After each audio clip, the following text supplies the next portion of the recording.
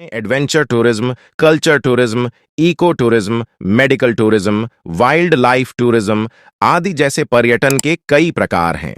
लेकिन पिछले कुछ वर्षों में भारत एक ऐसे टूरिज्म के लिए चर्चा में रहा है जिस पर खुलकर बात नहीं होती है। यह है प्रेगनेंसी टूरिज्म। लद्दाख में गांव है जिसके बारे में यह दावा किया जाता है कि वहां विदेशी महिलाएं गर्भवती होने के लिए आती हैं। अल जजीरा की एक रिपोर्ट के मुताबिक लद्दाख की राजधानी लेह से 133 किमी दक्षिण पश्चिम में स्थित ब्यामा, गारकोन, दारचिक, दाह और हानू गांव हैं। इन गांवों में ब्रोकपा समुदाय के लोग रहते हैं जिनका दावा है कि वे दुनिया के आखिरी बचे हुए शुद्ध आर्य हैं। नस्लीय श्रेष्ठता से ग्रस्त इस विवादित दावे को ब्रोकपा अपने सिर ताज मानते हैं। वे इस बात को न सिर्फ सहर्ष स्वीकार करते हैं बल्कि गर्व भी महसूस करते हैं। अब सवाल उठता है कि यह शुद्ध आर्य क्या है? दरअसल नाजी युग के नस्लीय सिद्धांतकारों ने शुद्ध नस्ल को मास्टर रेस से कहा था। इसी आधार पर जर्मनी में यहूदियों का नरसंहार किया गया था।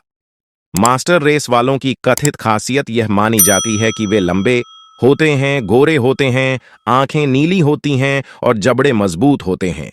वह कथित तौर पर अधिक इंटेलिजेंट भी होते हैं। 2017 में भारत सरकार की इंडो टिबेटन बॉर्डर पुलिस ने ब्रोकपा समुदाय के कुछ लोगों और उनके गांव की तस्वीर शेयर करते हुए लिखा था, लद्दाख स्थित दुर्लभ रेड आर्यन का घर। दारचिक गांव में ऐतिहासिक ब्रोकपा आदिवासी समुदाय। ब्रोकपा लद्दाख की बहुसंख्यक मंगोलियन फीचर वाली आबादी से अलग दिखते भी हैं। स्थानीय भाषा में ब्रोकपा का मतलब घुमंतू होता है। ब्रोकपा बौद्ध होने के बावजूद देवी देवताओं में यकीन करते हैं। वे आग की पूजा करते हैं। उनके यहां बलि देने की भी प्रथा है। वे गाय से ज्यादा बकरी को पवित्र मानते हैं। इंटरनेट के आगमन से पहले ब्रोकपाओं को लेकर कोई खास क्रेज नहीं था। इंटरनेट के प्रसार के बाद लद्दाख के गांवों में जर्मन महिलाओं के आने के किस्से मशहूर हुए।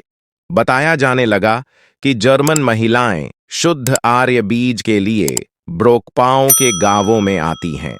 साल 2007 में फिल्मकार संजीव सिवन की 30 मिनट की documentary Achtung baby in search of purity release हुई।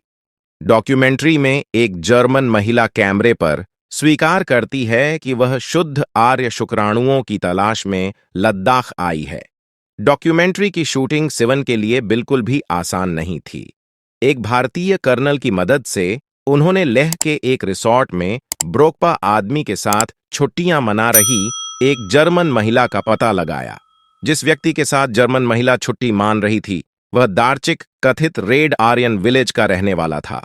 तब गांव में विदेशियों को आसानी से जाने की अनुमति नहीं थी। यही वजह थी कि दोनों लेह में ठहरे हुए थे। सिवन को दोनों के एक साथ घूमने की गुप्त फुटेज शूट करनी पड़ी और फिर महिला को बात करने के लिए राजी करना पड़ा।